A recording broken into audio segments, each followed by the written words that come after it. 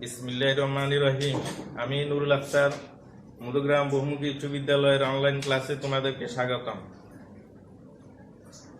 আমি আজকে গণিত বিষয়ের 16তম অধ্যায়ে 16-1 অনুশীলন নিয়ে আলোচনা করব। এখন আজকে আমরা যে বিষয় নিয়ে আলোচনা করব তা সমবাহু ত্রিভুজ। তোমরা সবাই জানো যে ত্রিভুজের 3টি বাহু সমান এবং তার প্রত্যেকটি কোণ সূক্ষ্মকোণ অর্থাৎ 60 ডিগ্রি করে তাকে সমবাহু ত্রিভুজ বলে। যেমন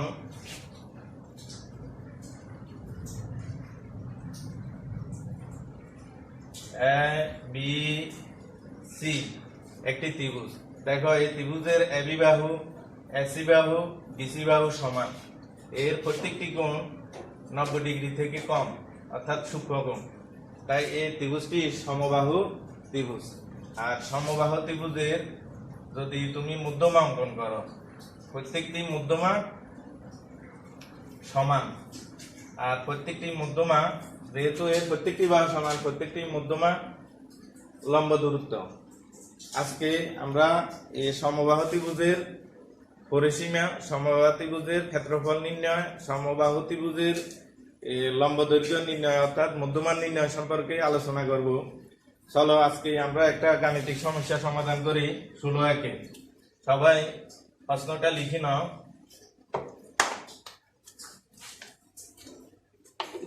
একটি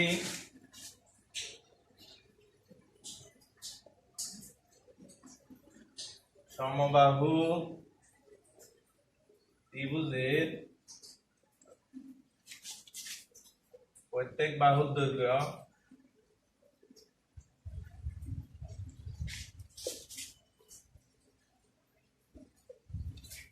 4 মিটার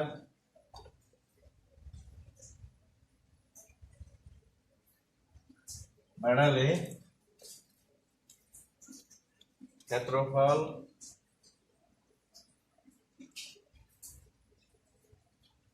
7√3 বর্গ মিটার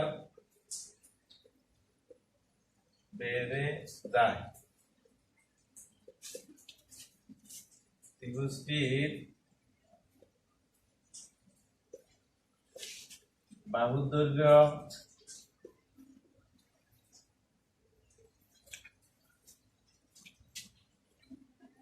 ক্ষেত্রফল লম্ব দূরত্ব ও পরিসীমা নির্ণয় করো।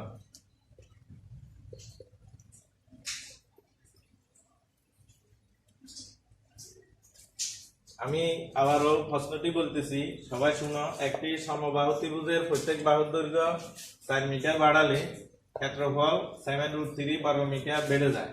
ত্রিভুজটির বাহুর দৈর্ঘ্য, ক্ষেত্রফল, লম্ব দূরত্ব ও পরিসীমা নির্ণয় করো। এখন আমি একটা ত্রিভুজ অঙ্কন করি।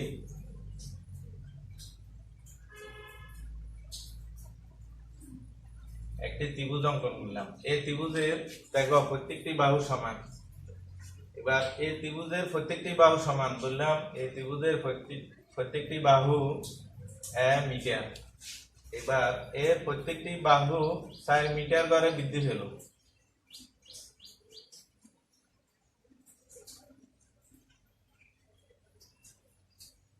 বৃদ্ধি হওয়ার পর ত্রিভুজটা এরকমে হলো। এখন আগে এর প্রত্যেকটি বাহু ছিল, এখন হবে a+4, a+4, a+4। এখানে দুইটা ত্রিভুজ, একটা ত্রিভুজের প্রত্যেকটা বাহু a, আর এরপর বৃদ্ধি পাওয়ার পর যে ত্রিভুজটা তার প্রত্যেকটা বাহুর দৈর্ঘ্য a+4। এখন লিখি, মনে করি এই প্রথম যে ত্রিভুজটা ছিল এর প্রত্যেকটি বাহু মনে করি সমবাহু ত্রিভুজটির প্রত্যেক বাহুর দৈর্ঘ্য 1 মিটার। তোমরা ইচ্ছে করলে এর পরিবর্তে এক্স বা যে কোনো একটি বর্ণ লিখতে পারো, কারণ এখানে ত্রিভুজের বাহুর দৈর্ঘ্য দেওয়া নাই। এটা তোমরা ইচ্ছে করি যে কোনো একটি চলক লিখতে পারো। যে সমবাহু ত্রিভুজের প্রত্যেক বাহুর দৈর্ঘ্য a মিটার, ওই সমবাহু ত্রিভুজের ক্ষেত্রফল √3/4 a স্কয়ার। আমরা পূর্বের ক্লাসে এটা শিখেছি। সুতরাং সমবাহু ত্রিভুজটির বাহুর দৈর্ঘ্য ত্রিভুজটির ক্ষেত্রফল √3/4 বাহুর দৈর্ঘ্য হোল স্কয়ার। বাহু আমি এল লিখেছি, তাহলে এর ক্ষেত্রফলে বাহু লিখতে হবে √3/4 স্কয়ার। এখন √3/4 এটা সূত্রের, এটার কোনো পরিবর্তন হবে না, পরিবর্তন হবে বাহুর দৈর্ঘ্য অর্থাৎ এল। এখন ত্রিভুজটির প্রত্যেক বাহুর দৈর্ঘ্য 4 মিটার করে বাড়ালে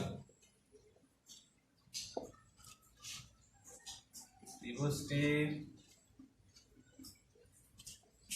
ক্ষেত্রফল √3/4। প্রথমে দেখো, যখন ত্রিভুজের বাহু a ছিল তখন এর ক্ষেত্রফল ছিল √3/4 a স্কয়ার। বৃদ্ধি হওয়ার পর 4 মিটার প্রত্যেক বাহু, এখন প্রত্যেক বাহুর দৈর্ঘ্য a + 4, তাহলে এর ক্ষেত্রফল হবে √3/4 a + 4 হোল স্কয়ার, অর্থাৎ বাহুর দৈর্ঘ্যের বর্গ মিটার। এখন দেখো, প্রশ্নতে বলছে প্রথমে যে ত্রিভুজটা ছিল এর বাহু ছিল a, বৃদ্ধি হয় প্রত্যেক বাহু 4 মিটার, বৃদ্ধি হওয়ার পর এর বাহু হলো a + 4, অর্থাৎ এর প্রথম ক্ষেত্রফল ছিল √3/4 a স্কয়ার। বৃদ্ধি হওয়ার পর বাহু বৃদ্ধি হওয়ার পর ক্ষেত্রফল হলো √3/4 a + 4 হোল স্কয়ার। এখন এর বাহুর দৈর্ঘ্য বৃদ্ধি হওয়ার পর এর ক্ষেত্রফল বৃদ্ধি হয়েছে। কত বৃদ্ধি হয়েছে? 7√3। তাহলে প্রশ্ন মতে লিখতে পারি এর বৃদ্ধি হওয়ার পর ক্ষেত্রফল √3/4 a + 4 হোল স্কয়ার। প্রথম অবস্থায় অর্থাৎ প্রাথমিক অবস্থায় এর ক্ষেত্রফল ছিল √3/4 a স্কয়ার। এখন ক্ষেত্রফল বৃদ্ধি হয়েছে 7√3 লিখলাম। এখন এর বাম পক্ষ এবং ডান পক্ষ উভয় পক্ষকে √3/4 দ্বারা যদি ভাগ করি, তাহলে থাকে বাম পাশে a + 4 whole square minus a square, আর ডান পাশে 7√3 হবে 4√3 ভাগ করার পর। এখন এখানে দেখো 7 এর সাথে যে √3 আছে, 4 এর হর যে √3 আছে, এই দুটা বাদ দিলাম। এখন বামে লিখতে পারি a + b হোল স্কয়ারের সূত্র লিখতে পারি a স্কয়ার 2a * 4, অর্থাৎ b পরিবর্তে 4 লিখতে পারি। তারপর b স্কয়ার অর্থাৎ 4 স্কয়ার মাইনাস a স্কয়ার, আর 7 আর 4 এ যদি গুণ করি 28 হয়, লিখলাম এটা। এখানে দেখো বামে a স্কয়ার আছে, তারপরে একেবারে শেষ অংশে বামের আছে মাইনাস a স্কয়ার। এই দুইটা অংশ যদি একটা প্লাস আর একটা মাইনাস, এই দুইটা যদি বাদ দিই, তারপর থাকে কোন অংশ দেখো, তোমরা তো এটা লিখছো, এটা মুছে ফেলি। a + 16 = 28, বা 8 সমান = 28 - 16। এখন 28 থেকে যদি 16 মাইনাস করো তাকে 12, তার 12 কে যদি 8 দ্বারা ভাগ করো থাকে 4 দিয়ে যদি ভাগ করো, তাহলে এখানে থাকে 3, এখানে থাকে কত 2। সুতরাং a সমান 3/2। 3 কে যদি 2 দ্বারা ভাগ করো হয় 1.5। অর্থাৎ আমি প্রথমে যে ত্রিভুজটা ছিল এর বাহু ধরেছিলাম, এখন এর মান পেয়েছি 1.5, অর্থাৎ সমবাহু ত্রিভুজটির প্রত্যেক বাহু 1.5 মিটার। সুতরাং সমবাহু ত্রিভুজটির প্রত্যেক বাহুর দৈর্ঘ্য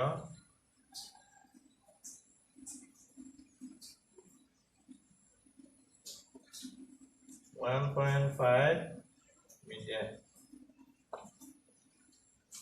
সবাই লিখি নাও। এরপর এই ত্রিভুজটির ক্ষেত্রফল নির্ণয় করব। এখানে দেখো, আমরা পূর্বে ক্লাসে শিখেছি সমবাহু ত্রিভুজের ক্ষেত্রফল সমান √3/4 স্কয়ার বর্গ মিটার সমান √3/4 এর পরিবর্তে লিখতে পারি 1.5 হোল স্কয়ার বর্গ মিটার। এখন 1.5 স্কয়ার অর্থাৎ 1.5 কে 1.5 দ্বারা যদি গুণ করো তাহলে কত হয়? 5 5 25, একের পরে 2, 2 একে 2, অর্থাৎ 2.25 বর্গ মিটার। এখন 2.25 আর √3 যদি গুণ করো তাহলে হয়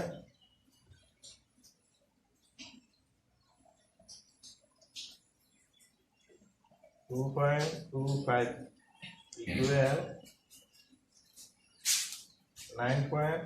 equal 3.97।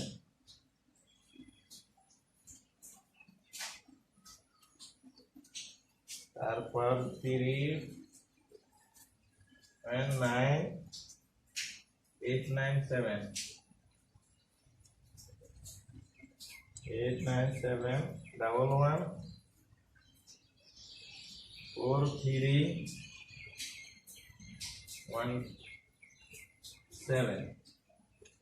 এটাকে যদি 4 দিয়ে ভাগ করো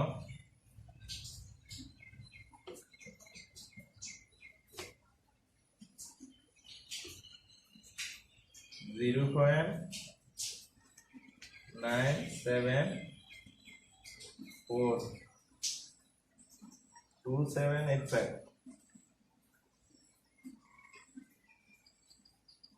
793)। অর্থাৎ এটাকে দশমিকের পরে এতগুলা অঙ্ক না রেখে আমি 2টা বা 3টা অঙ্ক রাখতে পারি, অর্থাৎ 974 লিখি প্রায় লিখলাম। তাহলে যে সমবাহু ত্রিভুজের প্রত্যেক বাহু 1.5 মিটার, ওই সমবাহু ত্রিভুজের ক্ষেত্রফল √3/4 স্কয়ার সূত্র বসায় পাইলাম 0.974। এখন ত্রিভুজটির সমবাহু ত্রিভুজটির উচ্চতা নির্ণয় করি।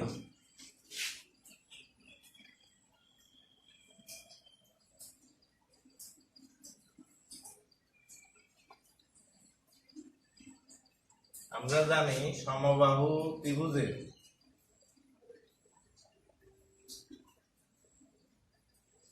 উচ্চতা,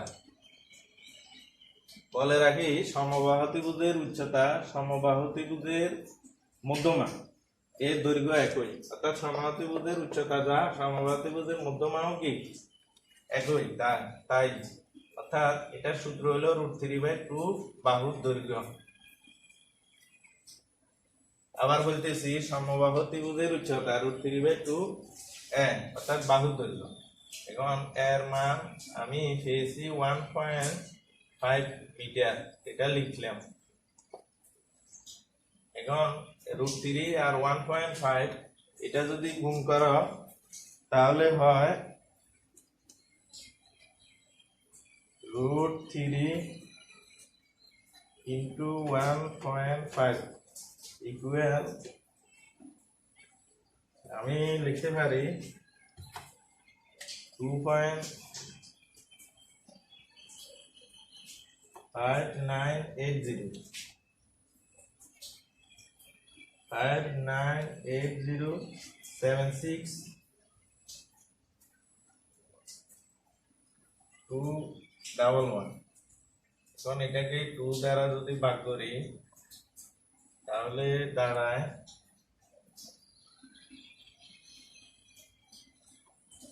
ভাগ 2 ইকুয়াল 1.299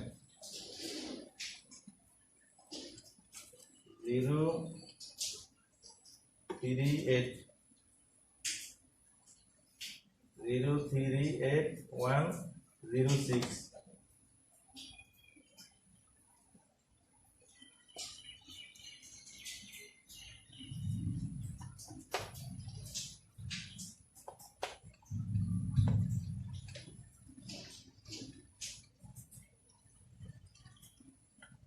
অর্থাৎ এখানে দশমিকের পরে অনেকগুলো অঙ্ক আমি ইচ্ছে করলে 299 লিখে প্রায় লিখে এটাকে শেষ করতে পারি। অর্থাৎ যে সমবাহু ত্রিভুজের বাহুর দৈর্ঘ্য 1.5 ওই সমবাহু ত্রিভুজের উচ্চতা √3/4 মিটার এই সূত্র ব্যবহার করে আমি এর উচ্চতা পেয়েছি 1.299 মিটার প্রায়।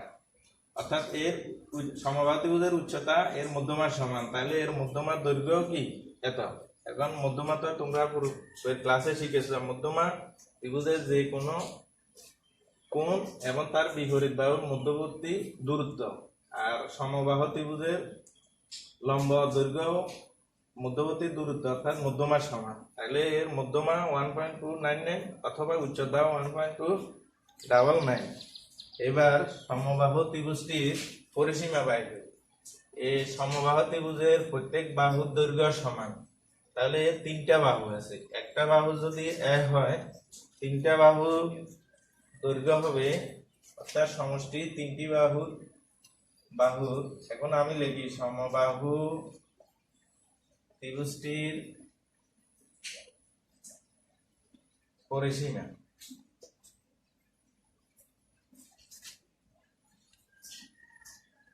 a প্লাস a অর্থাৎ লিখতে পারি কি 3a। এখন a প্লাস a না লিখে আমি একসাথে লিখবো কি 3a অর্থাৎ তিন বাহুর যোগফল। এক বাহু যদি a মিটার হয় তিন বাহুর যোগফল হইব 3a মিটার। এখন এর মান আমি পেয়েছি 1.5, এটা লিখলাম। তাহলে সমবাহু ত্রিভুজের বাহুর দৈর্ঘ্য 1.5 মিটার, ওই সমবাহু ত্রিভুজের পরিসীমা 3 × 1.5 মিটার। এখন 1.5 কে যদি 3 দিয়ে গুণ করো তাহলে দাঁড়ায় 3 দিয়ে 5 কে গুণ করলে তাহলে 3 × 5 = 15, 3 × 3 তাহলে হাতের 1 যোগ করলে 4.5 মিটার হয়। আবার বলতেছি যে সমবাহু ত্রিভুজের বাহুর দৈর্ঘ্য 1.5 মিটার, তাহলে ওই সমবাহু ত্রিভুজের পরিসীমা হবে 3a অর্থাৎ 3 × 1.5, আর 3 আর 1.5 যদি গুণ করি 4.5 মিটার হয়। তাহলে আজকে এই পর্যন্ত। তোমাদেরকে পরবর্তী ক্লাসের জন্য আমন্ত্রণ রইল। ধন্যবাদ।